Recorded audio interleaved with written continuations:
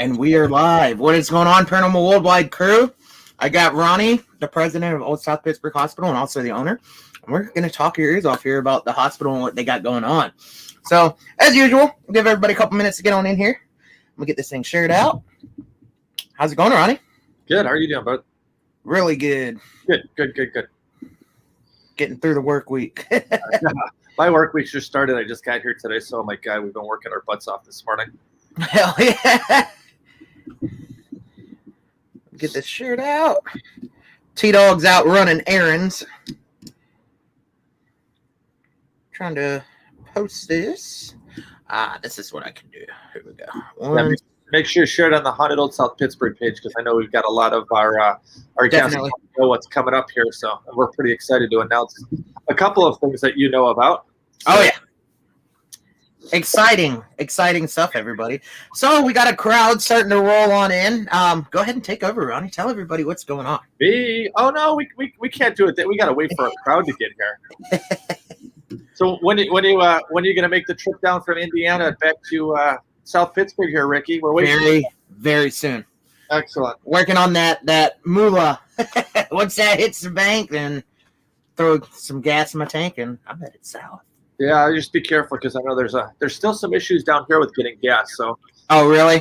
Yeah, with the pipeline shut down, I guess last week, and still a little bit of issues, but it's getting better. So good. Yeah.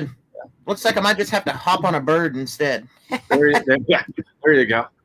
Oh yeah, cheaper sometimes, you know. Yeah, with gas prices up in the north, I mean, we were hitting what $3.50 when I left. Yeah, that's expensive for up here. Most I've seen is about $2.99 so far. So. Yeah, we're like $3.49 in Chicagoland, so it's pretty expensive. Wow. Yeah, that is. That's definitely. I miss like when the pandemic started, the gas prices. You know. We were just talking about this because I went to O'Hare this morning and it's like pre-pandemic flight travel, and I remember going through security. It took you like a minute. This morning it was like a half hour. So we're getting back to where I really hate traveling because there's too many people on airplanes. Oh yeah, I mean that was a nice thing though. Like when that happened, because you get on a plane and there's not a lot of people there. Yeah, obviously you don't wish the pandemic on anybody or any of the ill effects, but oh man, was it nice traveling or even driving down the road. Now we're getting back to Nashville was just incredibly a lot of congestion and traffic again driving down here, but I'm here. You can see I'm in the confines of Haunted Old South Pittsburgh. Yep. It's in the building, Yeah, it's the building. It was kind of cool because we had one of the members of somebody who did live last Friday, and they left their cell phone here. And we were walking around the building and talking, and they recognized him. When he came back, we heard voices. There was tapping going on. Oh, dude, it was so active. It was like, yeah, it was like they woke up. It's like they knew he was back. So that's awesome. So we were. I love it. Yeah, we were in the building for a couple hours, walking around, doing some stuff, and then hit the outside to do some landscaping and put the tickets on sale for the upcoming event. And now we're chatting with you. Hell yes, dude. So all my awesome followers on here, do me a favor. I want you to share this to Haunted Old South Pittsburgh page right now. Let's blow it up. Let's make sure everybody gets in here. The more, the better. Absolutely. What's going on, Crystal Brooke Harvey? I think that's the last name. Or had it Cravey. I always call her by all three names. She's gonna kill me. All right, let's give everybody a shout out. We got Vicky in the building, Kat Maria in the building, Nikki, Juan. We got a crowd. We got 5 people right now. So 5. Oh, come on, let's get it going. I know, right? Let's put some double digits, triple digits. Why not? Come on, our paranormal friends. Share it out. Steven's in the building. This is got back from Iowa. This is exciting. We're one of the only buildings that actually does this and does it structured. So the event that we're about to announce is pretty cool. I will tell you the tickets went live, and I think we're halfway sold out already. Damn. You hear that? Yo? And I'm telling you, being present at a few of the events, it's the best ran events I've ever been to. Well, so you gotta get down if you can. I don't care which one it is. You better get down there for hide and seek. That's the one, man. You let the cat out of the box. We haven't talked about it yet. But I shared it. I'm gonna let you talk about it because tell everybody how it works. Oh yeah, we will. Come on, people, share this out. Let's go. T-Dog is slacking. I'm just kidding. He's out running errands. That's my normal. That's my share. He's probably looking for gas. Yeah, probably. Yes, from people, it is Ricky. I know I don't have my beard. I got in a fight with a razor, and we're just going to leave it at that. The razor did win, so next time I'll get it. You still look sexy as hell, Ricky. I know, right?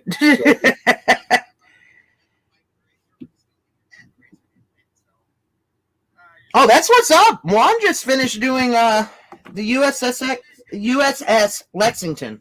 Oh, excellent. I bet that was a blast. Oh, yeah. I've always wanted to do a battleship. What's up, Eddie? All right, now we got people in here. I think I'd be a bit claustrophobic in a battle. And any of, I mean, I've seen some of those ships, and I don't know what they're called. Tight. They're tight. I mean, you can barely go like this through them. Right. Marines. I'm getting kind of fat, so I don't even know if I'd fit.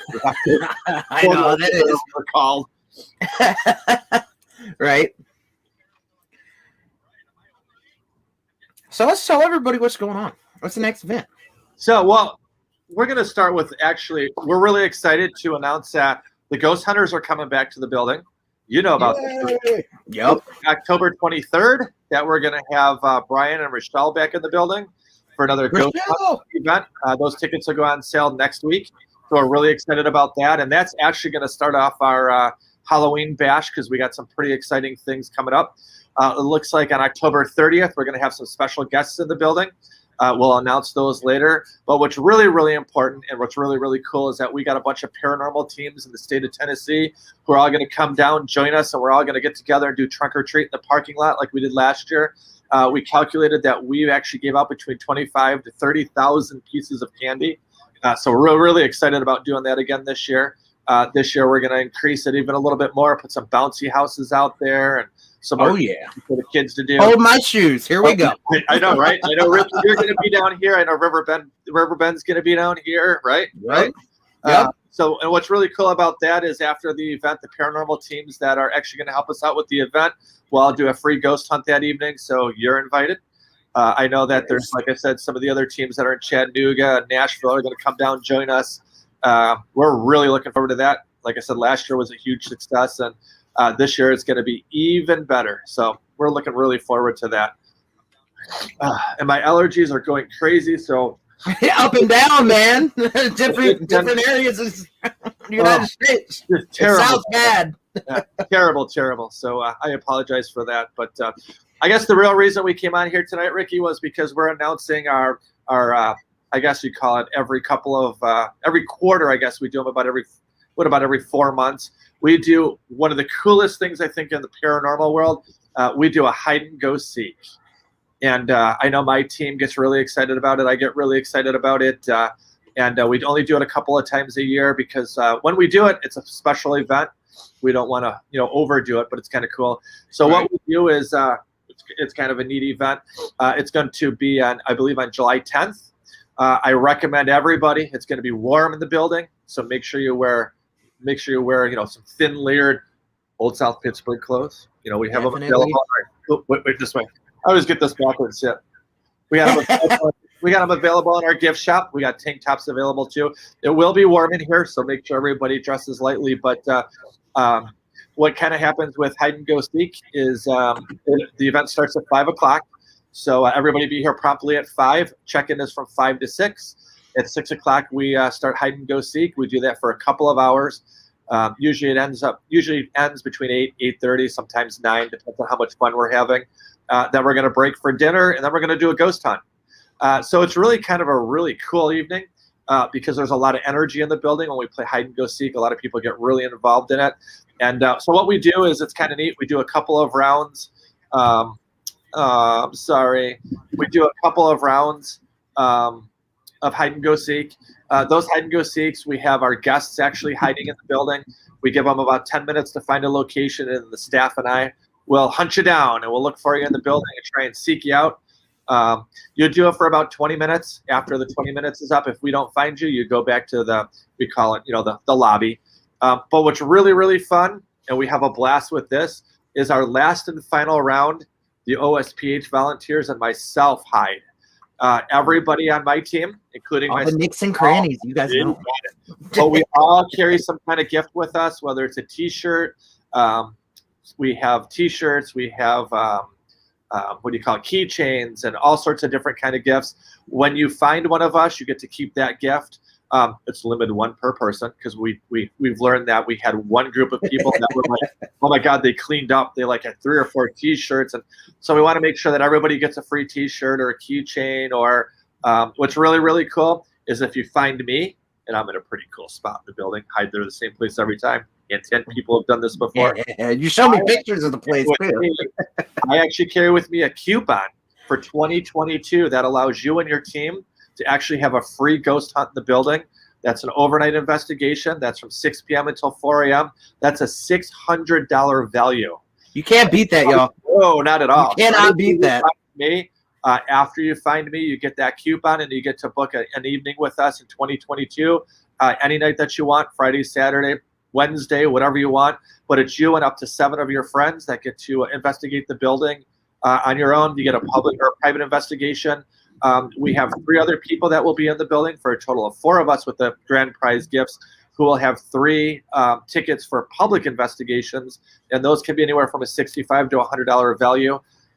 If you want to use it for the next hide and go seek and maybe win another prize, you can do that too. But it is really, really a cool situation. It's a lot of fun. We find that when we do the hide and go seek on these events, the spirits get involved. We've had a lot of people who got involved with it on our last couple of times, and we're really shocked that a lot of our spirits will get involved in the hide and go seek. People have been whispered in their ears. We've heard people say, I found you. So there's all sorts of things that love it. I love it. And what that does is it boosts the energy for the building. So after we have dinner and we actually do the investigation, it seems that the building is really ramped up and ready to go. Comes alive, man. Yes. And what's really, really cool about this is we have Billy Sims and Bear coming down from Night Stalkers Paranormal, which is cool. We'll have Daniel, Darla, and Sam of SRT Paranormal, and we'll have JB Coates. So it's a star-studded it's a star-studded evening with professional investigators.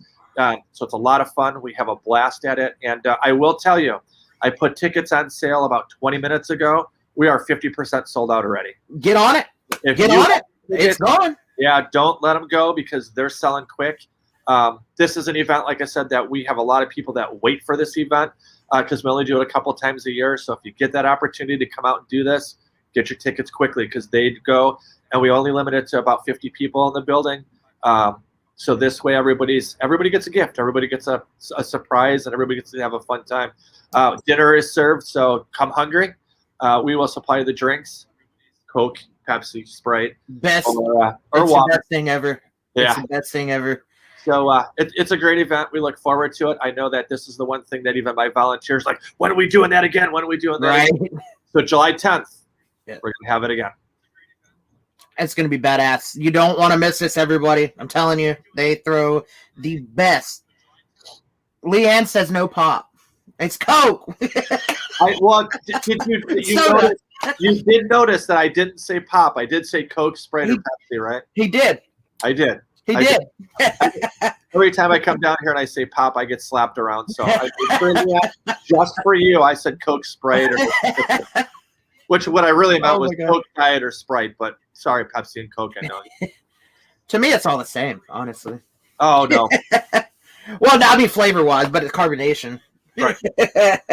But, yeah, I miss it down there, man. God, we were there, April? And it's May now, but it seems like I hadn't been there in over a year. I know. We miss you. The building misses you. I need to get back. We miss our Tri-City Sprinter. I can't wait for round 2, man.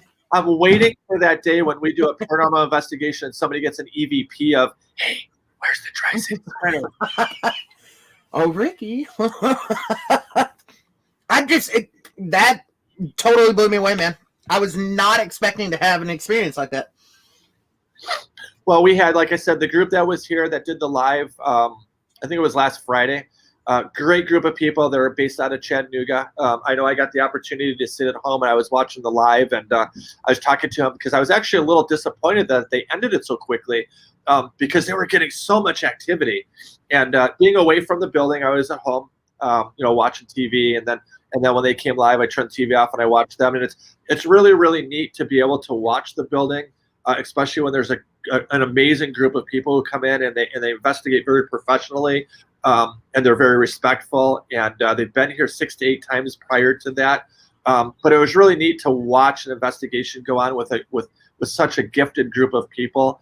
And I was just, it's neat to sit back at home and go, oh, that happens. Oh, that's so right. Cool. You know, because I miss being here, you know, doing the investigations. Usually by the time the groups come in, I'm exhausted from working outside or working around the building. So I do a couple hours in investigating with them, and then I go back to the cabin and sleep. But it was really neat, a lot of fun to watch that. And I talked to them today, and I was like, next time, instead of just an hour, do it a couple hours, because they had like almost 100 viewers, which I thought was kind of cool too. That is really good. That was a lot of viewers. Yeah, it was a very good turnout. I think they were really impressed with it as well. So they were setting up to do it again, and hopefully we'll keep them on live for a couple hours, because like I said, this group was just amazing. They did such a great job with the live, and we were reviewing some of their evidence this afternoon when he was here, and they had some really good finds. So I would recommend them. We'll post those finds from them and share them when we get them, but they caught some really unique stuff, and I think that's really cool. So great time with them. Definitely. Ethan's in the building. No, Ethan, you missed half of it, but no, we're just getting started, bro. So sit down in your chair, put your brakes on, because there's no telling what we're going to get going about. Oh, no, that's kind of scary. Ethan's used to it. He survived it in person, so gave me a hell of a workout, though. Yeah, it was a pleasure meeting Ethan. He was a hell of a guy. I mean, hell of a guy. Your whole Riverbend paranormal team, everybody from there, and the guests that you brought, we were when we had the ghost hunters here and everything. It was an amazing event. They're great people. Like I said, they're back in the building on October 23rd to kind of kick off our Halloween spectacular. The whole month of October, we've got a lot planned this year. So they're kind of kicking off the season with us. And I mean, I will tell you, Brian and Rochelle, top-notch people. Great paranormal investigators. Gotta meet them. Gotta meet them. Yeah, great people. Some of the experiences they've had on set that they shared with us and the group was pretty amazing. And they got some pretty cool stuff coming up, I hear, in the future. So we're looking forward to all that Brian and Rochelle are going to do for paranormal. So we're looking forward to having them again. Just energy, great entertainment. I mean, really great people. Let's not forget also the first weekend of August, we have the Ghost Brothers here. I can't wait, man. They're awesome. They're cool too. I haven't got to meet them yet, but I've been watching them, man. I love what they do. We had an event with them. Georgia. Yeah, we had an event with them at Rosemont, and I will tell you, oh my God, what a great group of guys. You know what? Owning the building and getting involved with a lot of these celebrities and a lot of these paranormal guys, some of these guys are just really, really a lot of fun to be around. I mean, just really, really, really great guys and ladies. And like I said, we're honored that we get to have them and share them with the public. And I think it's really neat because they really enjoy being here. So Ghost Brother tickets should go on sale next week as well. Kind of spreading everything out so that everybody's got some time to, buy a ticket here, buy a ticket there. If we flood the market with too many tickets, then we don't want to make everybody broke, because these events are pretty cool, and spread them out a little bit. So this way, if we spread them out a little more too, and we make the tickets more available throughout the year, you got a better chance of getting those tickets instead of all being sold at one time. So look for those in the next couple of weeks. That's the first weekend of August. I believe we have a doubleheader with them. We have a Friday and Saturday. Can't beat a doubleheader, man. Those are the best. I think we have a hide and seek plan with them as well. Nice. Got to talk to them about making sure that they're willing to do that. But I thought Friday night we had a hide and seek with them, so that should be kind of cool too. But like I said, I will tell you, 3 of the best guys I've ever met. We had a blast with them when we were up at Rosemont. It was just an amazing time, and really looking forward to having them back again.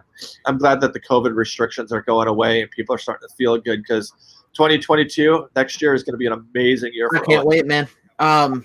This is the start of it. Yeah, it's nice. I can go into Walmart now without my mask. I'm like, holy crap! It's a good feeling. Oh yeah. And almost to the point where you feel weird without it now. Yeah, no, like I freak out all the time. Like, where's my mask? Yeah, went to O'Hare this morning and put the mask on. Was walking around, landed in Tennessee, ripped off the mask, and went shopping everywhere. I'm like, what am I forgetting? Right? Kind of weird, you become becomes a part of you. It really does. Second nature. But I will tell you, being here in Tennessee now and being able to walk around without a mask and feeling comfortable walking around without a mask. It's just amazing. It's good to take that fresh air in. Unfortunately, the allergies are part of. Oh yeah. We thought got rid of COVID. No, the allergies are like. Right. Smack you right in the face. They've always been like that though. Even where I work now, we have a lot of dust in the building. Oh my god, dude. Migraines, headaches, congestion. Yeah, fortunately, I don't get those. I just get hay fever. Whatever pollen is in the air is real bad right now. So Terry Lynn's in the house. She says, "Hey, y'all. Hey, what's going on, my man? My lady. Sleeper sister." I was just gonna say. Is she awake, Terry? Are you awake? Get out of the car, Terry. So kind of the backstory, if anybody doesn't know this, Terry and her husband are team members. Infamous pictures like this. And they're some of the nicest people I ever met. And so I'm scrolling through Facebook. They're actually leaving the hospital one day. And it was like in the afternoon, and they're leaving. And her husband takes pictures of her, and she's like just out in the car. And apparently, as soon as she gets in the car, she falls asleep. And her husband, Steve, just torches her with all these pictures on Facebook of her. She's getting them back though. She's been getting them back bad. It's funny, and two of the sweetest people you ever met. But yeah, she gets behind the driver's side of the car, and she's just out. And some of the pictures are just classic. Got the drool rolling down the side. Of the Looks like you got knocked out cold, just gone. Oh yeah, great people though. They just did a whirlwind trip in Iowa too. They did. For paranormal investigations in Iowa. They went to our friends over at Farrar Schoolhouse. They went to go see Nancy and her husband. I always forget his name, but Nancy and Jim over at Farrar Schoolhouse. They had some great events over there. Which anybody in the Iowa area, or up north up there, heck, even from Tennessee, make the trip out to go see my friends Jim and Nancy out at Farrar Schoolhouse. That's in Maxwell, Iowa. It's right on the border of Farrar and Maxwell. That's a really cool place. It's an old schoolhouse. Great people. Some of the nicest people I've ever met in the paranormal. But as Steve and his wife will tell you, they had a great time up there. Very, very haunted location. It's on my list now. Hey, T-Dog. Road trip, bro. Yeah, unfortunately. I want to go to places, so it's a great, and it's relatively inexpensive. It's not a real big building. I want to say it's about 22,000 square feet. I believe it's 3 stories. The gymnasium's in the basement. But like I said, Jim and Nancy are two of the best hosts you'll ever have. Great location, a lot of storied history there. And I'm going to get this wrong, but I want to say the building was built in the 20s. And they closed down in the 2000s, but it was a schoolhouse. A lot of bad juju in that building. A lot of bad things happened to it, supposedly. And what's really unique about it is directly across the street is a church and cemetery. So you got that bleed over from, but really, really cool. It's a great location, like I said. And one other place that's really kind of cool, and I'll mention them, Edinburgh Manor. If you've ever been out to Edinburgh Manor out in Iowa as well, too. Got a couple of friends out in the building, and they're great people. Just reconnected with them. I was one of the first actual groups that actually investigated that building, and they're just an amazing place. Just a great place. Billy's in the house. Great to have. So yeah. What's up, Billy? How you doing, brother? We got some people in here. So yeah. Can't wait, man. Billy, just calling my name, man. Billy Sims is one of our guests that evening. We're really looking forward to him and Bear being out. And like I said, I know Billy had a blast seeking people. So it's a great time, right, Billy? Hide and go seek at Old South Pittsburgh Hospital. Hell yeah. Got to get down to see you again, Billy. One of these days. We got to do something, man. I know we were supposed to plan something. So we should just have like a huge gathering, bro. Like all of us. Yeah, so what's going on with everybody tonight? Y'all got any questions for Ronnie?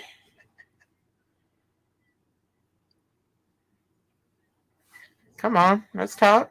We got people in here. They're quiet tonight. I know. I looked real quick and I saw the Densons are awesome. It's one of the comments. I thought it's Leanne. I thought it's a demons. I'm like, what demons? Then I looked the second time. I like the Densons. Yeah, they are. Tell them how you really feel, Ronnie. I'm like, well, first of all, on my end, it comes up Facebook user. I don't have names on my end. Same here. That's how it is on here. That's why I'm using my phone too. My first thought was, okay, who do I have to go beat up? Telling rumors about my building again, and then I thought it was the Densons. I'm like, oh. Speaking of, let's talk about that, man. Now that the history, you guys have been, busting your ass to get the history. The spirits actually have their stories told the correct way, and the energy is totally different. I love it. Jim's happy, man. Like, I used to get creeped out all the time down there, but after, you guys did what you did, and the energy, like, it's loving. It's, opening, more opening. I had this talk with the group that was here last Friday, and I'm really bad with names, and I apologize, group that was here. Like I said, they're out of Chattanooga. They're a great group, great bunch of people. But we were talking about that, and because they're local, they had the opportunity to come here quite a bit.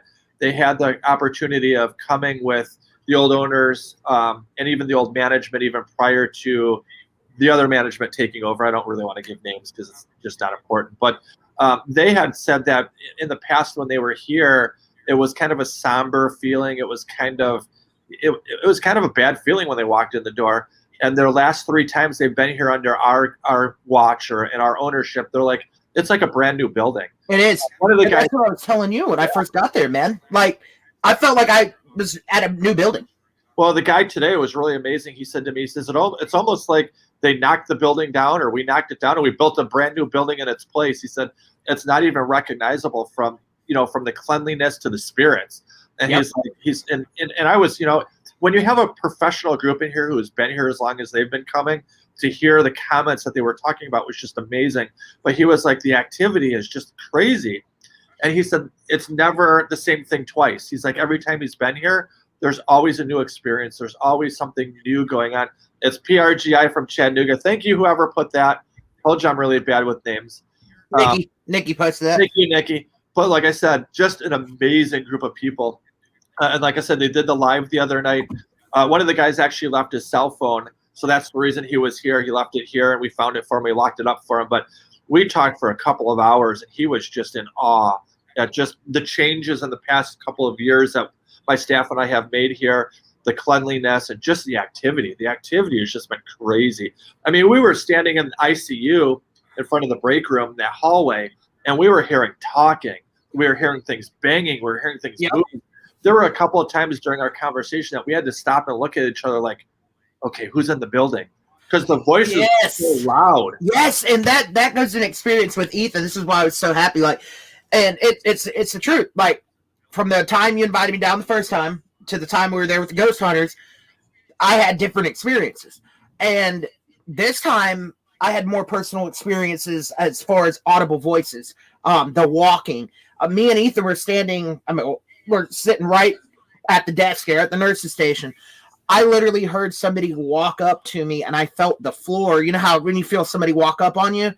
And I was waiting for one of y'all, to come around the corner. I'm sitting here like, and Ethan's just sitting there like, voices. I was clearly hearing a conversation down one of the hallways, and I just waited, and he's just like, you hear that? It's like, yeah. It's like, all right, let's make sure nobody's in the little VIP room. We waited. And then that's when we found out there was nobody else up there with us. It was just us at the time. And I'm sitting here like, what the hell? Third floor, man. Oh my God. Me and Mustafa chased what I think was a little girl. I caught an EVP of a little girl, and it's the same little girl's voice that actually matches Heath's EVP from a few, like maybe a couple years ago when he investigated. Same exact tone. I can't decipher really what she's saying. It's like, it's me again or it's you again. But it's right at the time after, because how it started, we're sitting up there in one of the OR rooms. There was a bang on the bed. It wasn't Mustafa. Mustafa swears the people that were sitting on the other side, it wasn't them. was literally like right behind me. It wasn't me. So then I see a shadow in the hallway where one of the balloons are. So it kind of, if you go past the balloons, it's going to move. So I was going up trying to recreate it. Anytime you pass near it, the balloon moves.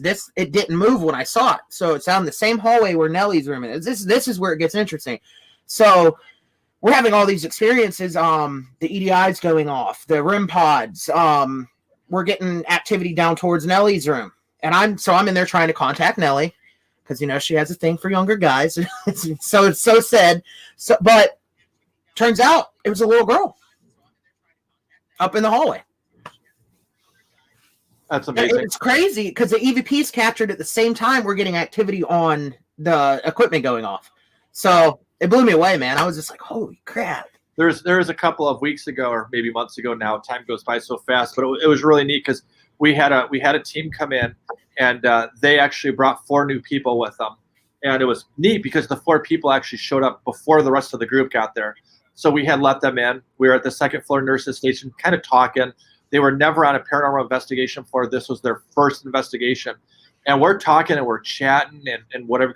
And all of a sudden, you hear voices down the Tri-City hallway. And we all stopped. We're all listening. And she goes, "Who's that?" And I said, "We're the only ones in the building. It's just us." I love it. They all stop. And I mean, the look on their face was priceless. They're like, "No." And I'm like, "We can walk down there if you want." So we start walking down there, and the voices are getting louder. And then as we got towards that area, the voices just went away. And I was like, "Guess what, girls? That was your first paranormal experience." And they're like, my God. Looking at me like, "No way." And I'm like, so it was really kind of neat. After their event was over, I got to kind of talk to them afterwards, and they were just so in awe at the experiences they had. One of the girls got touched. Another one of them got tugged. I mean, they had so many different experiences in the building. And like I said, they were brand new at this. This was their first investigation. I think they've been back like 2 or 3 times since then. But it's really kind of neat because a lot of the groups, after their investigation, they're like in the parking lot making their next reservation. Because it's just such an active building. It's so much fun here. You can't beat it. And it's really, like you said, it's really, like PG, and I'm going to get this wrong, like PRGI said, it's never the same experience twice. Every time you come here, there's something new that happens. And that's what's really cool about it. Even me being here the hundreds of hours a week that I am, hundreds of hours during the week that I'm here, there's just so many things that I experience and witness on a regular basis that I'm just like, wow. Yeah. And that's the cool thing about owning a building is being able to share those experiences with people. And, see how sometimes they match up. Yeah. That's the validation. Well, I was just going to say, and that's what's really cool is when you get that validation, when, a lot of times I'm in the building alone and I'm working. And so you kind of look, you hear things, you see things, but you're like, okay, is that my imagination? And then a couple of days later, somebody will call you and they'll be like, "Hey, we did an overnight investigation last night. This what happened. Have you ever had that experience before?" I'm like, "Well, I just had that 3 days ago." That's like the first time I reached out to you. I was telling you about the experience of seeing the elderly man in Tri-City. Right. And then, literally that week before I messaged you, somebody had the experience where they thought they saw somebody. Well, they did see somebody sitting in that chair matching the same description. That gave me goosebumps. I was like, holy shit. Maybe I wasn't crazy. I love it. Well, I love it. It was me too, because when we had Brian and Michelle in the building, and we're talking about this is what Brian and Michelle do for a living. They're professional paranormal investigators. This is what their living is. This is what they do. They do it for a TV show, but this is what they do. And to have them in the building and for them to validate some of the stuff that my staff and I have seen and some of the other guests, I mean, that's just awesome. When we had Amy Bruni out here with Chip and Adam, it was the same thing. They validated a lot of the stuff that we're witnessing on a regular, occasion. So it's really, really neat to have that happen. And like you said, when you come out, when some of the guests comes out, and like I said, I have these experiences on regular happenings, and somebody will call me and be like, "Hey, have you ever heard this name, or have you ever seen this apparition?" And I'm like, "Oh yeah," and we can validate it. So it's really kind of neat to have that part of it. I love that, dude. When you can validate it, it's the best feeling ever. Ethan says the banging on the desk in the nurse's station when me and you were by ourselves, that was crazy as well as the elevator gears that we heard. So yeah, I was just teaching Ethan a new technique well, it's not really new technique. It's a technique I use where you don't really go around investigating. You're just exploring the building and talking about, what it was used for. And I was showing him the nurses and the doctors, explaining who's, that to him. And that the building came alive at that point. We were hearing all sorts of stuff in the ICU area, like walking around. Then, the elevator, not like fully, but you could hear the gears right before the door goes to open, the little shuffle of gears. Heard that, and Ethan just sits there. He's just like, whoa. I was like, yeah, that was just the elevator, dude. What the hell? Like, there's no power. There's no wires to it. There's no explanation for why it's making that noise right now, besides residual, I guess. That's crazy cool. Yeah, and like you said, there's a lot of that stuff that happens on a regular occasion. I know that we've got groups that have, they've got the heart monitors that they've heard. I sent you the audio of that. It's crazy. With the ventilators where you hear we've got we've gotten all sorts of different types of just noises, and so it's really cool. I know Doogie was here, did an event a couple years ago, and he had some amazing experiences here.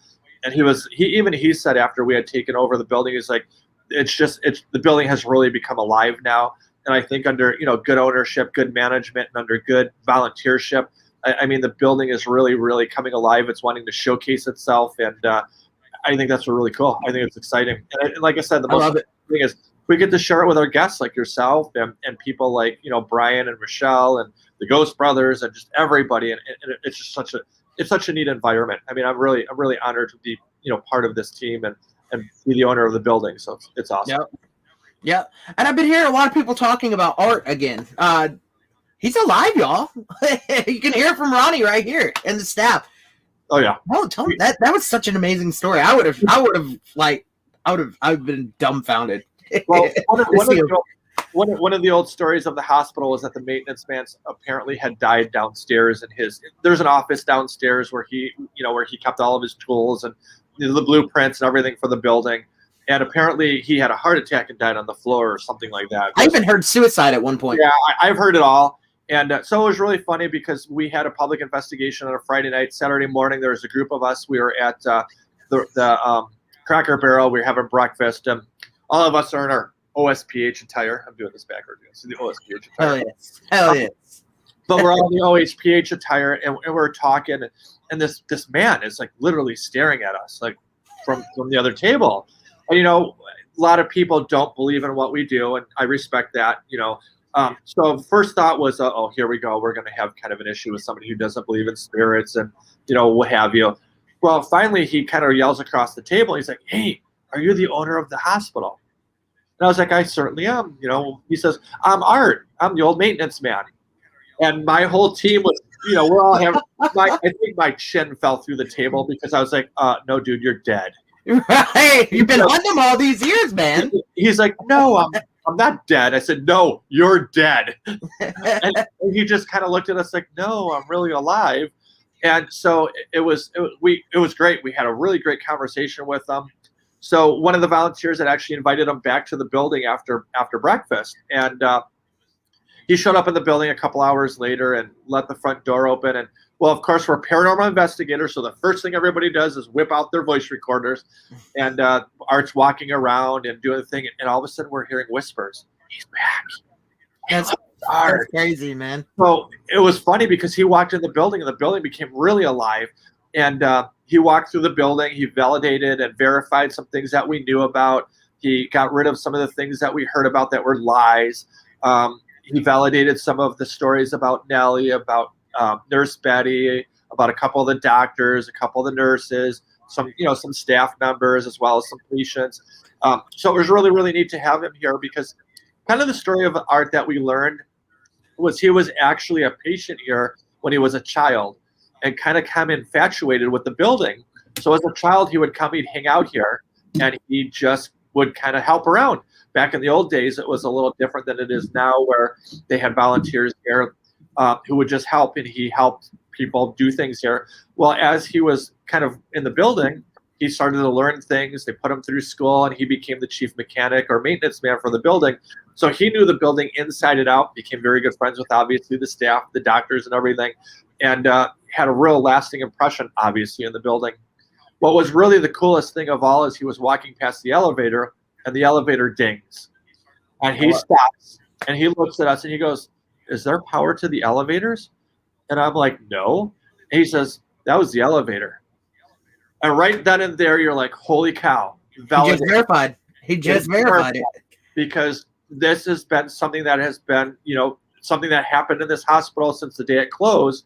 And you've got the maintenance man, the man who worked on elevators, the man who knew the building inside and out better than anybody else, be like, "That's the elevator." And I just remember all of us kind of high-fiving each other, looking at each other. It's gratifying, man. And to was hear it from somebody, like you said, that was the maintenance man, the one that is what and did everything for that building. And so it was really neat because then afterwards, we shook his hand. He signed our poster, because as far as I'm concerned, he's the biggest celebrity of all. I mean, he's definitely building alive and growing and healthy for as long as he did. But, he signs it, art, still alive. Yes, I love it. It was kind of cool. But afterwards, he had left and we went through the EVPs and it was like the building was open. We heard so many different voices and so many different "Hi Art, welcome back Art." Like it was just really weird. Isn't that crazy? I've never heard so many EVPs in the matter of an hour. And it was just, it was one right after the other. Some of them were on top of each other where you hear two separate voices going on and conversations. And it was neat to have them in the building. So, hats off to Art for sticking his neck out and saying, "Hey, are you the owner of the building?" Because, up until that point, that was the rumor that he was dead. And, yeah. But that was one of the first stories I heard about it, of the building. And he's actually in Alabama now, being a maintenance man for another medical facility. So he just moved from one to the other, and kind of neat. So it was my pleasure. You're doing an event with Art, man. Yeah, it was kind of cool. So, but it's neat because with Leanne and Darla and the history that's going on in the building, we're hearing stuff like this on a regular occasion now, where people are starting to come to us because they're doing the right thing by really telling the true history of the building, and moving forward with what the myths and the garbage was versus what the truth is. And we're finding that the hospital is actually a pretty cool place. They actually, at one time, there wasn't a lot going on in South Pittsburgh back when the hospital was actually active in terms of restaurants and stuff. So a lot of the old men would actually hang out here and have dinner in the cafeteria or breakfast in the cafeteria, and they would come on a regular occasion and just hang out. And the hospital was kind of the focal point of the community, where the community would come and they'd sit in the cafeteria and they'd chat, and support the hospital, because every dollar that went back into the hospital, whether it was food or medical or whatever. So you had a bunch of people who would come down and they'd chat about what Freddie did last week, and how Junior's doing at baseball, and it really became a focal point of the whole community and the county. And that's why me being the owner of the hospital, we want to keep that alive. We want to keep that part of the hospital, the truth being told, because there were so many people that were part of the hospital, and this was an awesome location. There was so much activity, both good and bad. There was births, there were lives, there were broken bones, but there's also happiness, man. That's what a lot of people forget about these locations. Babies being born, their family member, beating cancer, a real bad sickness or something. There's all sorts of the happy moments. And like I said, even people who just came to hang out and eat in the cafeteria. Exactly. Which, by standards nowadays, I know none of us want to eat hospital food. But that just goes to show how good this hospital was, that you had a group of people that would come to the hospital to have cafeteria food, and they would hang out here and talk about Betty Joe and whatever was going on in the community. And so, like I said, it was a very integral part of our community and the area, because you had all these people who utilized the hospital as not only a hospital, but as a place to, communicate, associate with, and have dinner or lunch or breakfast or, whatever you did. And like I said, we're very honored to be still part of the community and supporting that. And obviously having paranormal investigators like you and events like, with the ghost hunters and brothers and everybody else and doing hide and seek. So we're really excited to keep the tradition alive. Yep, that's a good thing, man. And I like the building now more than I ever liked it before. Everybody's saying, "Oh, it doesn't have the creep factor." To me, that's good. I want it to be. That's the spirit's home. That the more you keep it to the point to where it was back when, as they remember it, or as close as you can to, or show them that you're, like you show them, that you care about them, you're gonna get more activity. Yeah, it's not going to have. I'm happy that I can walk into a building and no, I'm not going to get something, like black mold in my lungs. Right. You could actually breathe in the building now. It's structurally sound. It's just fantastic. Well, and what's I love important too is we're part of a community. This is bigger than just a creepy building. I've got neighbors who are in front of us. I've got people who drive by occasionally or every day, going to work, going to school. When they drive by, we want to plant flowers. We want the outside of the building to look fresh and new. Because we don't want an eyesore. I don't want this dilapidated looking building that people drive by and they're like, oh, let's tear that place down. No, we want it to be part of the community. You want it to look alive because we want people to be proud of it, and we want, it's doing, and the building is not going to lose its spirits. It's not going to lose its thoughts. It's not going to lose its activity because it's just going to get more active. Right. Well, yeah, they're taking pride in the building. They're not angry anymore, man. Yeah, exactly. Right. They're not angry anymore. Like going back to like what I told you after, you gave me the tour when I first came back down, it was literally like being in a new location. I did not feel like I was there ever in the past. Totally different. To me, I like that. The spirits, they're happy. You can feel it, Of course, you got your little grumpy ones that still run around in the building, but that's anywhere, you know. I'm not dead yet. No, but you did sit down at Tri-City, which I thank you for, because I had one of the craziest experiences I've ever had, and I can't wait to do it again. Yeah, and I don't think people realize the dedication and the hard work that people put in. They don't. You're talking about a building that was built in the 50s. I mean, the upkeep on the building, just mowing the lawn is a 5-hour ordeal. Our volunteers, myself, we put so much time and energy into keep the building the way it is, and hats off to them and everybody that's involved, because it's hard work. Well, it's hard work, and it's a giant money hole. I mean, we just keep putting money back in. Anybody who knows that we just put almost $12,000 just in landscaping. I mean, we had a couple hundred bags of mulch delivered. We're putting plants in. We're blacktopping. We're doing all sorts of things to make the building look presentable outside, and and then inside, we put a gift shop in, and a couple of us did that. Brooke, did all these colors, which I didn't think was going to work out really well, and she sparkleized the floor, and I know you can see it. And, it's an amazing location. It is. It's awesome. It looks really good. It looks like a gift shop in a hospital. I need to go ahead and get me a box and just put it out back and live in it, man. Oh, right. Yeah. And like I said, she's just another one who takes so much pride in the building. She does artwork for us. She does all the T-shirts for us. Just an amazing woman in terms of high quality too, man. Like shirts, the graphics. I mean, top notch. Like most shirts that get made, they peel. Or like I had a shirt made, not trying to out a company, but it peeled. It looked great when it came in, but it peeled. These don't peel, man. They look new all the time. Other side. I know. You can tell I don't do these very often. The right nipple's getting jealous. Gotta give them attention. What's really cool is the artwork. Is we look around and we look at what other teams do. We look at everything from what Pepsi does to Coke to and what their merchandising is. And she tries to come up with like some really cool and creative that kind of things. And it's cool because she's expanding. She's doing other paranormal teams now. She's doing other buildings, and she's doing a lot of stuff for other groups. And her business is taking off as a result of OSPH as well too. So it's awesome. It's awesome to see that OSPH is helping her out too and develop her business. But like I said, we just got so many different talented people here. We've got people like Daniel and Darla, which are my right hand people. I mean, if I need anything done, love me some Daniel and Darla, and they're here in a heartbeat.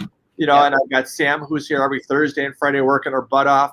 I mean, we just have so many people that are involved in the hospital that just do such a wonderful job. And we need to do? We need to buy but we got an OSPH house, man. Just have everybody live together. Oh, that'd be fun. I think we'd all be broke. I don't think there's a cardboard box big enough. No.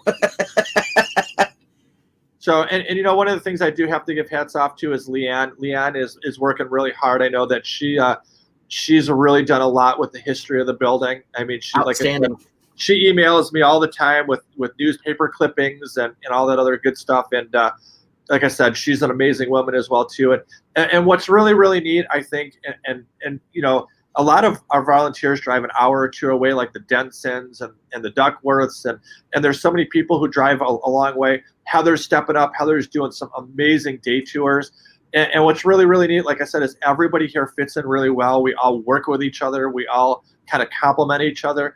It's a big family, man. It is. I was going to say the team has really come alive, and everybody. You know, if I left your name out, I apologize. There's so many of you, but like I said, it's just amazing. And the building is, I think, feeling that as well too, because the team has never been stronger. It's never been tighter. We're doing things together. We're having a lot of fun. I know that everybody loves my energy, and that energy kind of trickles down. Yes, dude. There's so much positive energy in the building now. Like it's fantastic. It is. And one of the really cool things, and I've got to shout out because Candace is on her way back. Candace recently is going through some personal issues, but Candace is on her way back into, and we're really excited to have her because, talking about a hard worker, Candace is a really hard worker. Renee's here. Like I said, we've just got so many people who are here, and I just enjoy every one of them. And like I said, I don't think you're going to find a better location with just better people in it. And like I said, and our team kind of handpicks themselves. I mean, the good ones stay, the bad ones kind of weed themselves out, and yep. And it's really kind of neat. So I just, and not that there's any really bad ones, just you have a family, and when you don't fit inside that family, you know, they kind of move on to do other things, or sometimes leave paranormal altogether. But like I said, the team is really strong. We're really tight knit, and it's a lot of fun. And like I said, I think the building recognizes that, because I think when the hospital itself was alive, the doctors and nurses and everybody who was involved in the hospital were a tight-knit family. You know, one of the things that we talked about with Leanne is a lot of the people who worked here work 12, 14, 16-hour days, and you can't do that unless you get along with your coworkers. Right. I mean, heck, I can't spend that long with my daughter without trying to kill her. You know, spending that much time with a coworker, 16 hours a day. And you're talking about a hospital. You're talking about a place where there's a lot of stress involved. Oh, yeah. A lot of birthing. There's a lot of death. There's a lot of emergencies. So grumpy patients. Family, yeah. Yeah. And for the doctors and nurses to be able to put that time in together here, you knew that they were a very special group of people. And like I said, so our team, we want to do the same thing that the hospital did: be very tight, be very friendly, and be family orientated. And I think we're kind of achieving that. Oh, definitely. And I mean, I've also got this live on my YouTube channel as well. So if there's any viewers that are, watching now, if you've never investigated before, this is the place to start too. If you have and you haven't been there, this is the place to book. So definitely get on Facebook. I've got to ask. So is Terry? Are you still awake, Terry Denson? I see somebody just commented about her, but is she actually awake? Let's see. Let me see. My phone shut off. Terry, are you awake? Oh, hello, Terry. Wake up. Got to throw some jabs in here. Wake up. Wake up, Terry. Yep. I think that's her laughing. Yep, she's laughing. She must not be in the car. Steven said you have to shake her. Am I that boring, Terry? Just remember, I'm going to see you. I'll make sure you're awake. Hell yeah. That's funny. But yeah. And that's what I mean. That's the kind of family we are. We poke fun at each other all the time because, like I said, Steve is her husband, and Steve, what a great guy. But, I mean, just to take the pictures of her snoring, and I've got a video of her snoring when we're driving down the road that one of these days will go up on Facebook, but I'm waiting for that right time. That mail time. I got one of my teammates, bro. If you don't do this, Terry, guess what? But yeah, just funny. Blackmailing, man. Yeah. You got to get him to mow the lawn occasionally.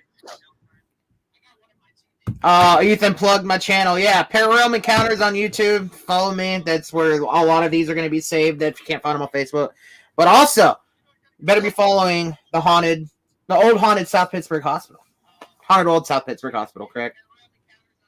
Haunted Old South Pittsburgh Hospital. As long as you remember Old South Pittsburgh Hospital, that's the most important part. Yep. So, yeah. You know what's really incredible about being on these live shows with people like yourself is I just looked at the time and we're at 55 minutes. Yeah, it doesn't even feel like that. It felt like we just started this. Yep. So what do you think? Can we do this till about midnight? I'm going as long as I can till my eyes shut.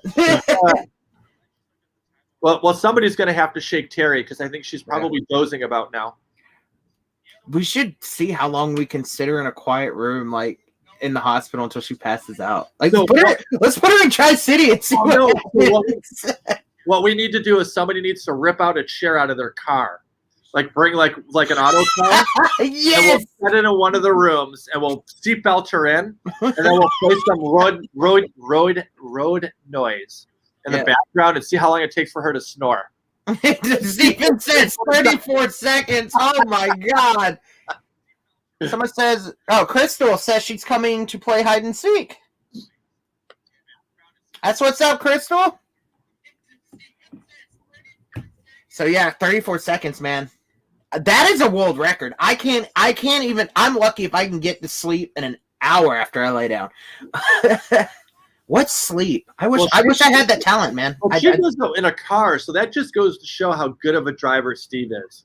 Yeah, true. Because I have a really hard time sleeping in a car because I don't trust anybody the way they drive. No, I mean, to trust Steve to be that good of a driver, especially in Nashville traffic. That's kudos to you, Steve. Yep, that's a special kind of traffic, man. That's why I time my trips like the way I time them when I come down. It's like I'm not going to put up with that. Not today. Yeah, because I've driven through Nashville at 1 o'clock in the morning. And it's been bumper to bumper, and I know this has nothing to do with paranormal, but the craziest thing I've ever seen was in Nashville, because a friend of mine and I, Sean, were coming down to the hospital. And we're driving through Nashville, and we see cops on the side of the road. And there is this very attractive woman on the side of the road, running down the side of the road naked. In Nashville. What happens in Nashville stays in Nashville. It was like 11 o'clock at night, and we're like, so of course, we have to slow down, and Sean throws the video out. But I mean, very nice, attractive young lady, and we don't know what the deal was, but the cops are trying to like without trying to touch her because of course she's naked, and so you don't want to get in trouble, but she's literally standing in the middle of the interstate. Yes means no, damn it. Start naked, just running down the side of the road, and we're like, whoa. I've driven a lot of miles, and that was the first time I've ever seen that before. It's a first for everything, man. It really is. People don't realize that there's a first for everything. So I'm like driving, like, I'm home. Yeah. Remember, I live in the city of Chicago, so I mean, to see something like that with the population density I have in Chicago, Nashville, you won my heart over, seeing a naked chick across the interstate. Wow. Yep. Got to give that to Nashville. I mean, I've seen drug deals, and I've seen, we've seen shootouts before in the city of Chicago, but I've never seen a naked chick run down the highway. So that one tops them all. Oh man, that's funny. Oh damn. Yeah, that would be an experience. You're not expecting to see something like that, and then boom. And I will tell you, we came to the hospital, and we had a great experience that night at the hospital. So yeah, I don't know. There must have been some kind of energy in the air. Oh, that's hilarious. Oh, that's funny. Oh yeah. I don't know how I would react. I'd be like, "What the hell is going on right now?" It was funny because we were driving down the road, and you could see there were a couple of squad cars on the side of the road. And I'm like, "Oh no, an accident!" Because then the backup started because everybody didn't want to hit her. So we're kind of crawling by it, maybe 5 or 10 miles an hour, and then we're looking, we couldn't figure it out. And then she was down, a couple hundred yards from the squad cars, and she's just running from the police, and everything's bouncing, and oh my god! And Sean and I are just like, whoa. Somebody laced her stuff, man, to make her do that. Well, that was a really good game of truth or dare. That's oh my god! I could have been. Wow, that's funny. I don't think the craziest thing I've ever seen, which was actually in Fort Wayne, coming home from somewhere, is the cops having guns drawn on a car, pointed at the direction I'm driving. So I'm like, oh shit. That might have been me. That might have been you. Well, a buddy of mine and I, so a buddy and I were downtown Chicago one time, and so he got this bright idea, which it is legal. You can take a left on red as long as you're taking a left onto a one-way street. So if the street that you're coming off of is one way and you're going onto a one-way street, you can take a left.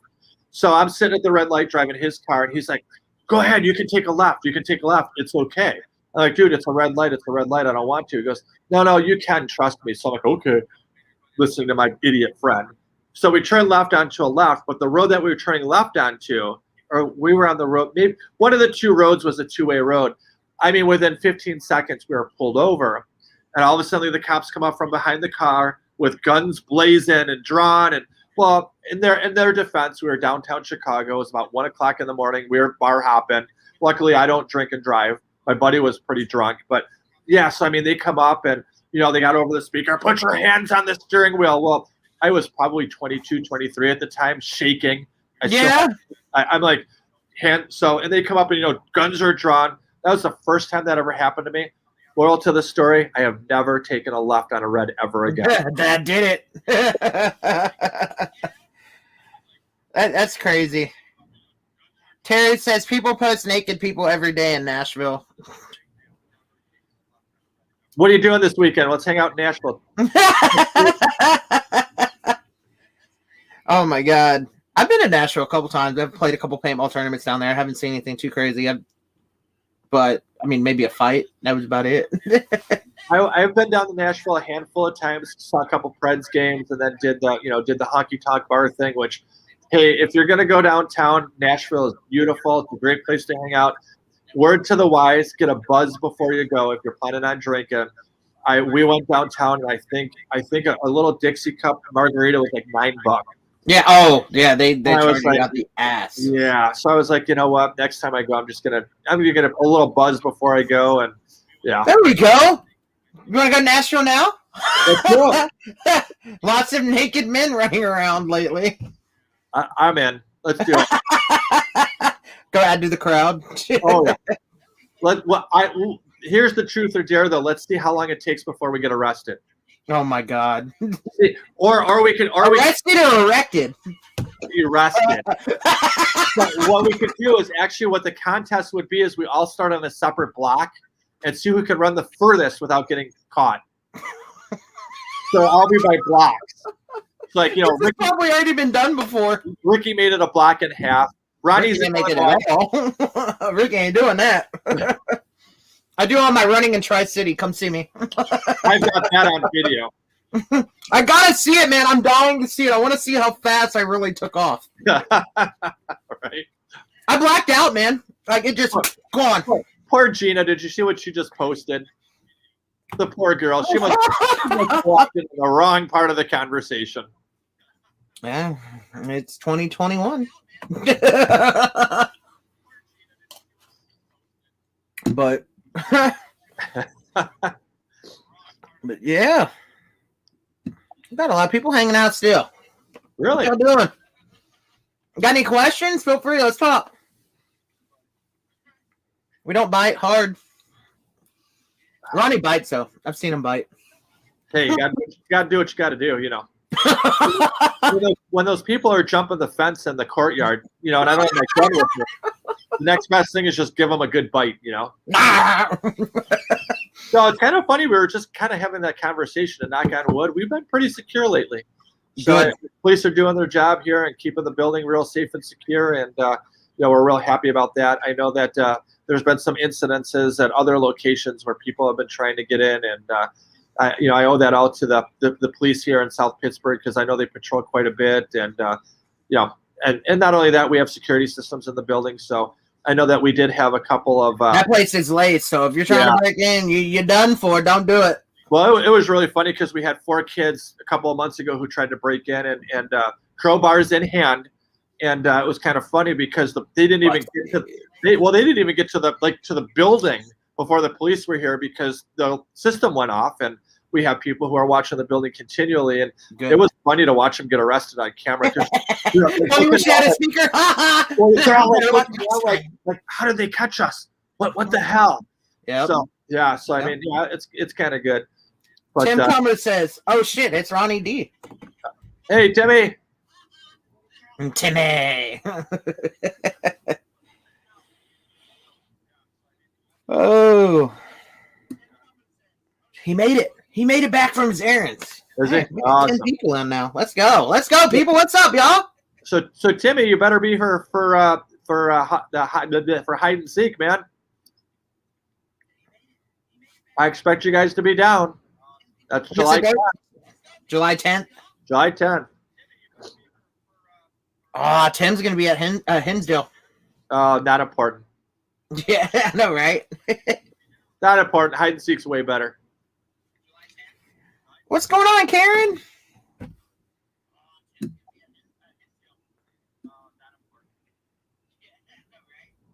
What's everybody up to tonight? I think is it Wednesday or is it? It's Wednesday, right? Yeah, it's Wednesday. 2 more days and it's the weekend. Yes. Oh, right. I know. I'm excited. Yep. I'm here all week. We've got so many groups coming this week, and a couple of my favorite people are going to be here on Saturday night to do an investigation, and can't wait for that group to be here.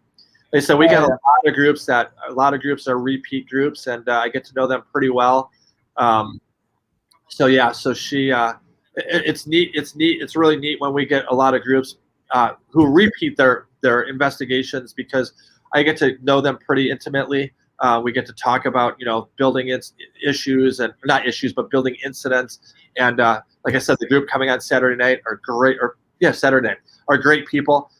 This is, I think, their 4th or 5th trip back just since I've owned the building, and some of the experiences that they've had in the building are just phenomenal. Obviously, that's why they keep coming. OSPH is awesome, man. The people that run it too, What's really neat is what we're offering now too. Is we offer a day tour. You can do a day tour, and you can tie that into the nighttime tour. So they're going to be here from 10 till 2, and then they're going. Way to do it. Yeah, they're going to go out for lunch, hang out, and then they come back and do their 6 to 4 a.m.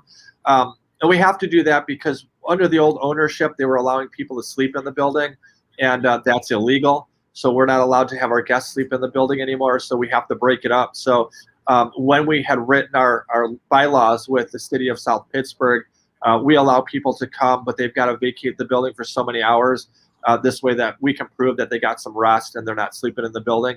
But groups are actually we call them back-to-backs, where they're doing a daytime investigation, and it's from 10 till 2, and then they'll take a couple-hour break, and then they come back again and do their investigation. It's really, really neat because a lot of the groups are actually using that time to set up their equipment, and we let that equipment run. So usually while they're out of the building, the equipment's running by itself, and there's nobody else in the building. And some of the things that people are catching during daylight hours is just amazing. I mean, full body. People are catching stuff, man. Yeah. I got a video clip I'm going to roll for everybody real quick. Courtesy to when since I got you in here, there was nobody in the hospital. We were at the Mexican restaurant, and this was captured that day we were at the Mexican restaurant. The hospital was locked up. There's nobody in the building. So here we go, y'all.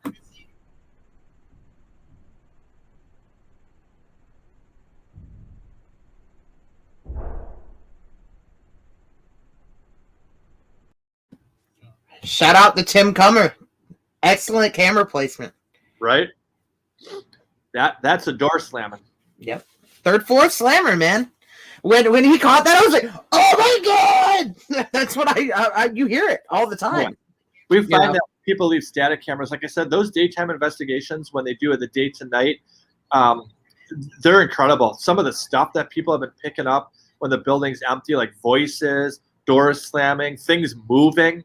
I mean, it's just really incredible, and it's really neat. Like active in the day. Yeah, because people come out, they'll do that. They'll set up their cameras, they set up their equipment, and then they do an investigation, and then they leave for a couple hours, go eat, bring their food back for the evening and that kind of stuff. And they find that they'll find so much stuff on the static cameras and stuff. It's really kind of neat. So, and then I get to see it and share it, and it's just awesome. Just so amazed at all the different activity that goes on here. Ethan says, new security measure. So I like this. There should be a ghost that humps you if you break into that place. Okay, sorry, just taking my hands off the keyboard now. Ethan, there's a ghost that likes to touch butts in there. So I got my ass grabbed last time I was there. So We actually think we have some spirits in the building that actually kind of protect it. I mean, we have. Oh, there is 100%. Yeah, we had some people in the building who have tried to do some things that weren't real ethical, and they've suffered the consequences of those spirits being a little irritable with them, and ultimately then end up not being part of the hospital anymore. So I think we do have a pretty good, like I said, a good group of spirits in the building that are really protecting it. I will tell you a really, really cool incident that happened. It was really neat. A young lady named Michelle Hatfield and I, this was when we first had bought the building. We're down on the first floor. We were gutting the first floor. And she left her Ovilus. And I don't believe in like some of that kind of stuff because, you know, it does have a program in it and you kind of question it. It was really kind of neat though, but we left it in the hallway. We were ripping down some stuff and all of a sudden it started talking. And the first one was window. The second one was running. The third one was kids. The fourth one was break in. So we're kind of looking at, we're looking at it like, what's going on? So I walk up to the front window and I look out the window and I'll be darned if there weren't 4 kids running towards the building with flashlights. Well, I was like, Michelle, call the police. There's people here. Well, what was even weirder was after they had seen me, they had realized there were people in the building. They all scattered. The Ovilus spit out 4 names. While Michelle was actually calling the police, the kids had parked at a location down the street, and they were just getting into their car, and the police caught them. The 4 names of the kids that were in the car were the 4 names on the Ovilus. Holy shit! I know Michelle and I looked at each other, and we were like, "Whoa!" That's how you know you have validation in a piece of equipment like that. That was wild. And Michelle, I'm not huge on the ITC either, man. But some of the stuff we get at the hospital. Yeah, it was wild. It was just we came back to the building after we pressed charges, and because like if you're coming to break into the building, we're pressing charges. There's no questions asked. I mean, no quarter. Right to be here. It's not your right to do that. It's not an abandoned building. It's owned by somebody. We've got, we take care of this place, so we press the charges. But it was just weird because Michelle and I sat down afterwards. We're looking at each other like, wow. And that's, like I said, the building was trying to protect itself. It knew something was going to happen, and it let us. There's one on the 3rd floor, man. Yeah, there is a protector on the 3rd floor as well. It was cool. So when you have a great staff like mine looking out for it, you got the city of South Pittsburgh looking for it. Spirits looking out for it. You have the spirits and the residents. And they do because I mean, you guys have done nothing but good things for the building, and they appreciate that. So yeah, I love it there, man. Anybody that's watching that's hesitant on going, stop being hesitant. Go. Get the experience, You got to.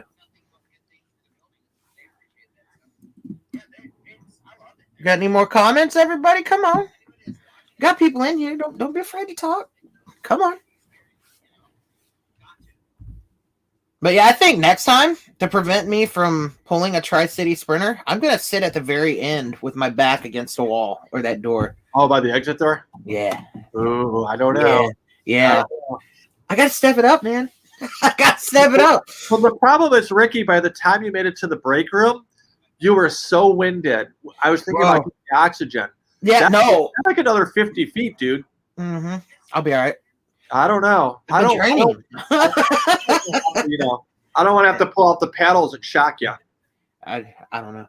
I think based on the evidence, though, I just think that was a spirit trying to reach out, and that was the only way it could get to me, because the audio we caught, it was right as Tim was talking. You hear a man goes, "Do not, no, you may not," and then it was, "Do not, I'm resting," and then, "Do you help me?" So going back and listening to it, it's like, okay, maybe that's the only way he could get a hold of me. The thing is that blows my mind to this very day is I didn't catch what I heard. And you can hear me in the audio playback. Dude, I can't wait to go over the recorder. You didn't hear that? And Tim's like, no. But didn't you guys see something behind me the whole time? Because I felt watched the whole time, man. Well, we were in the office and we were actually watching you on the on the monitor because obviously you were in a location of the building that you were the only one there who wanted to make sure that you and Tim were safe. Primarily just in case somebody did try to break in or anything like that. That's what I was more scared of than anything. Yeah. Well, you were way at the other side of the building and we were on this side. So we were keeping a really close eye on you. And I mean, you can see your facial expressions and you can see. Yeah, keep going. Yeah. And you can see all the interaction. and then you could see something. You know, the camera gets a little fuzzy around you. You can't really make it out, but then you just see you get up and run like hell. And I'm like, uh-oh. So, you know, we all left the office. Everybody's like, oh my god, we got to go check on TV and make sure. You know, we didn't know at that point in time. We didn't know what happened. I never thought run, man. My body did that naturally. Like, I hear it, and I didn't even have time to react. Next thing I know, my phone's going this way. It smacks the floor, and I'm, gone. Well, and poor Tim's still laying down in his bed when you went sprinting by him like a roadrunner. It's so funny listening to the audio, though, because you go back and hear me go, what the fuck? And then, you hear all the banging and the movement, and then me going, holy shit. Dude, that was freaking badass. What was that? It looked like a Roadrunner Coyote show. I mean, it looked like you were running from the coyote. Yeah. I mean, you were like booking and you see the trail. That's a crazy thing. I never run. I'm normally a stay and fight kind of person. That is the first time and the only time it's ever happened to me, but I appreciate it. I honor it because, and that's like what I was talking to Daryl about last week. No matter how seasoned of an investigator you are, there's always going to be something eventually it's going to make you do that. And I'm just glad it was my most favorite, building ever.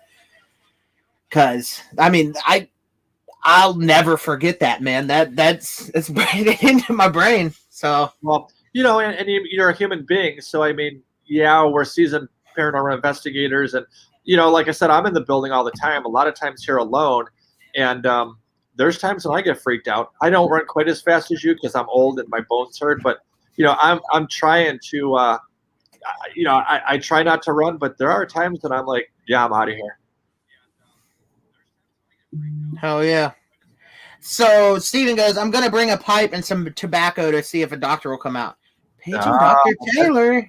That'd be cool. That'd be a cool experiment. Yeah. Definitely. I won't be here next Thursday. So can you wait, Steve, until I'm in town? Promise? Oh, Tim asked what you're going to do, what you're doing next Thursday. Oh, Tim asked? Yeah. Next Thursday depends. Where are we at, Tim? Yeah, Tim, what's going on? I get my cardio. Yeah. Oh, me too. That's everybody's like, oh, you wait till you walk up the desk. No, wait till you sprint down Tri-City like I did. Holy shit. But no, let's go back to that night, man. You guys are having some insane experiences. You guys saw somebody standing in the labs. When I went and I did the Estes method, that's where I got tugged on my short and basically told to move the fuck out of the way. Right.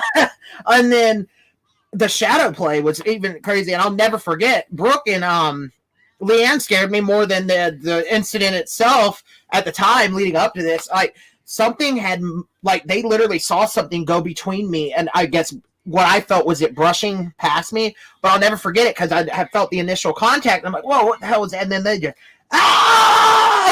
Well, like, holy shit. I think that was the night that it was leading up to that because that was the night that we had, I think, Brooke and Sam, I think, saw the figure walk out of the lab. And yes, that's what it was. Yeah, yep. It passed the group and everybody. And then it was a couple minutes later that I think Brooke and Leanne saw it actually come between the three of you. Yeah. And so it was, I remember Heath was, I think, on my left side. Daniel was behind me with the camera. And that's when I saw my first shadow, like, visiting again. It's like somebody kicked or moved their arm past me. Right. And I was just like, whoa, what's that? And Daniel was like, I saw it. He saw it. It just, one thing after the other. And then that's before we did the initial lockdown and when we did the walk of death. Yeah, I think there was like 15 or 20 minutes in that Tri-City Clinic area that was just, it was just crazy with shadow. Mm-hmm. And it was like maybe 2 or 3 different shadow figures. But I know one of them that walked out of the lab was real tall and kind of lanky. And then the one that walked between you was a little shorter, a little heavier set. But I mean, it seemed like there were a couple of different shadows. Shadow. Tell everybody what the hallway you had me sitting on was. At one point. We had you. Well, and I get confused because I think we was right in front of the opening where the ER was. That's where Tim was. Okay. I was a little further down past that, right where I guess the pharmacy, right on the other side of where the Tri-City. Yeah, so you were. So the pharmacy had a 2-part pharmacy to it, because it had a pharmacy where people would walk in and they'd get their prescriptions or medications because the pharmacy that was in the hospital actually served all of the Marion County, but there was an in-house pharmacy that was actually next to it as well. And that's where you were sitting, where it's kind of the half door, where the doctors would come and get medicine for, the patients that were in the building. So you were sitting right in front of the observation rooms, which are to your right and left if you go down a little further. But your cot was actually sitting right in front of that area where the double door is. So it's like one of the doors where it's got the ledge on it, and then you can open up the door on the top. Yep. Like a security door kind of thing. And you were sitting there. There's been a lot of claims in that area in terms of nurses, in terms of a lot of patients. One of the claims there is that we had a gentleman that was out hunting. He got shot with buckshot. They were out deer hunting, got in the car, drove himself all the way here, and actually collapsed and died in the hallway of the ER. But I mean, oh my God, drove all the way here, bleeding to death. By the time he had made it here, he bled out on the floor. Just didn't have enough time. And that's the area that you were in. So I didn't know that. I didn't know that the story until, oh my God, dude, I got goosebumps. And we captured a man's voice on recording. That whole area was probably the most active area of the hospital, because that whole ER corridor, remember, we were only a 2-bed ER. So when there was overflow, or when there was not the capacity to have them in ER, they would have them in that hallway that you were in on gurneys waiting, and obviously they take the most serious first. So you had people in that hallway that were in gurneys that were waiting for their time to see the ER doctor. So, wow. You waited an hour or two to see the doctor if it was something minor. So you were in an area where there could have possibly been somebody that passed away, somebody that didn't make it into the ER, or, so who knows what. I'm telling, man, yeah. I can't get over it, man. That whole weekend was just, it was crazy. So fantastic. It was crazy. But see, the thing that's really neat about this building is that's kind of the norm. I mean, you kind of get that normal thing that happens here on a regular occasion.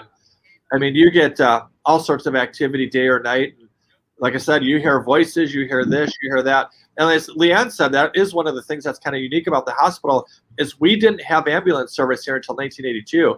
So what was really kind of neat about that is that, if you got sick, you drove yourself there. Yeah. So it was, just kind of a unique situation. You didn't have care until you got into the ER itself, into the bed. And it's only a 2-bed, man? It's something like that? 2 beds and 2 rooms. So, there were the real serious people, obviously, were put in the room, but then you had the 2 beds as well. But it was not. I mean, let's just say this: the waiting room is bigger than the ER department. It is, and it's huge, and that's where a lot of crazy stuff goes on too. Yeah. And just away from that, what hallway is that? The human pendulum, dude, that blew me away. That's the first time I did it. Right. And some of the stuff we were getting from that, I was like, someone just told me to do it. I was like, screw it, I've never done it. I'm gonna do it. Yeah, I had the opportunity to do it with JB Coates, and like I said, Richard Estep, which is he's an author of paranormal. He also does haunted hospitals and a couple other things for TV shows.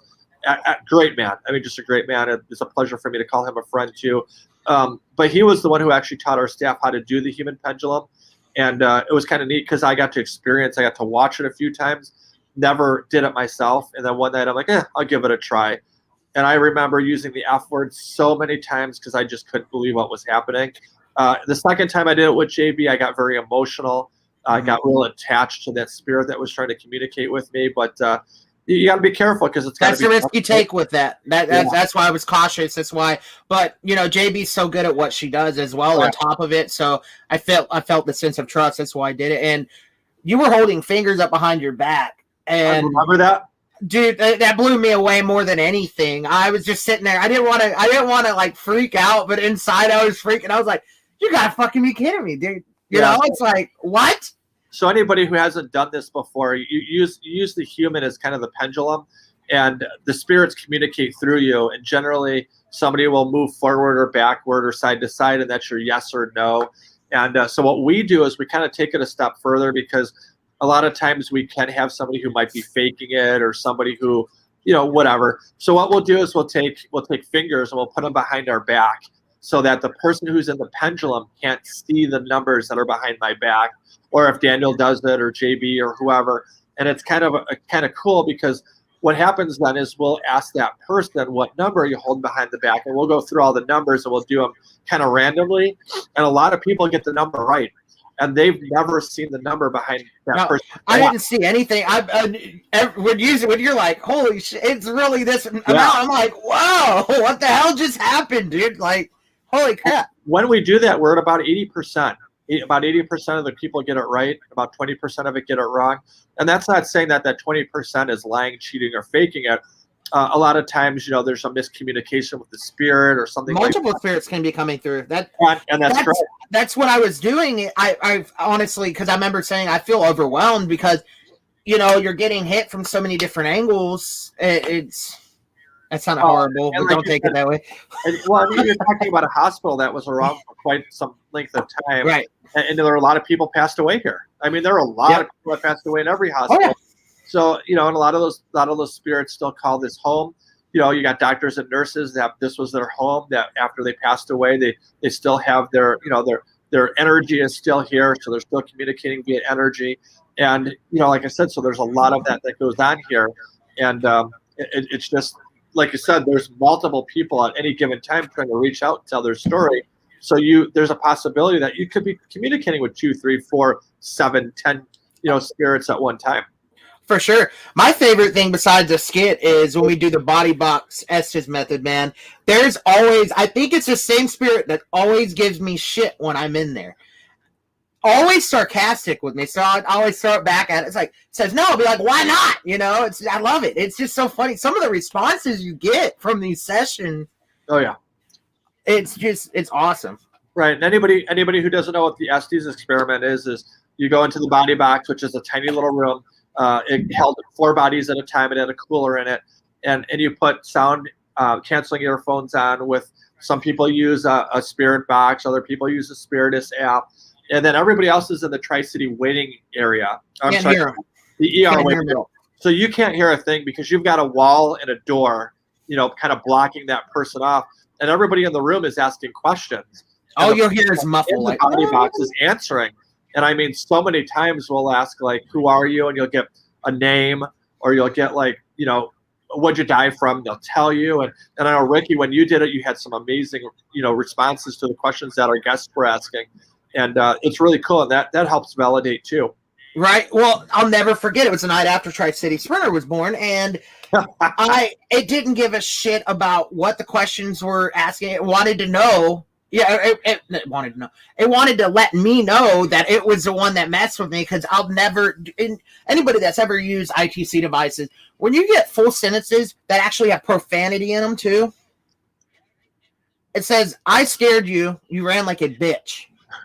I'll never forget. I just laughed and I threw my hands up and said, well played. You got me. Awesome. and what's really cool about that, too, is the device you used wasn't your device. No. Well, no. Everybody knows that your phone. I use 2 different devices at night. Right. I use the SB7 and I use the SB11. And it was the SB11 when I was using it. But the point is that a lot of times people use their cell phones for ghost hunting, or people use the same device over and over again. And those devices have chips in them that actually learn what's going on. And a good example is if anybody's ever been communicating with somebody and they're looking at a car, and all of a sudden on Facebook, cars come up. There's the ad. You're talking about a certain thing. Your iPhone, your whatever phone you're using is learning what you're doing. So when you're using a different device that you don't use normally, that device isn't learning what you're talking about.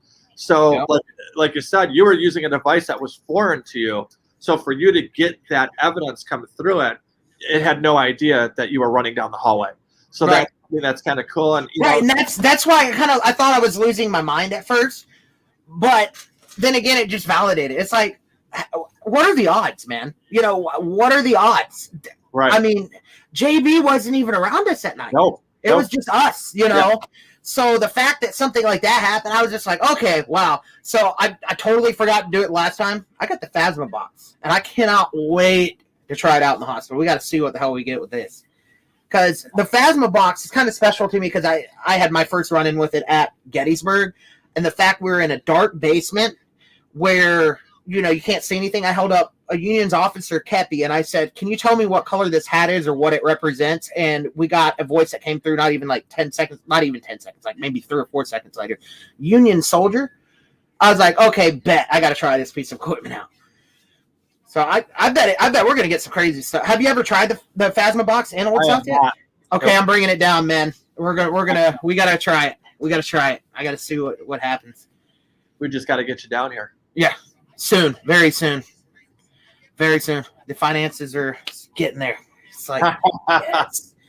I might be flying in though with this gas situation. So, like I said, it's getting better. I know that we were talking about it. Nashville seemed to have a lot of gas, but there's spots, I think, in Tennessee, like Saudi Daisy, I think is still a little behind. But like I said, Chattanooga's got decent amounts of gas. You just got to really be careful and pay attention to where you're going. But Nashville seems to be okay. Cool. Yeah, that's what I'll do. But yeah, soon, man. I'm hoping June, early June, that time period. That's when I'm going to be down. You're part of the family now, so you got to put those hours in. Yeah. Oh, I'm going to be putting those hours in.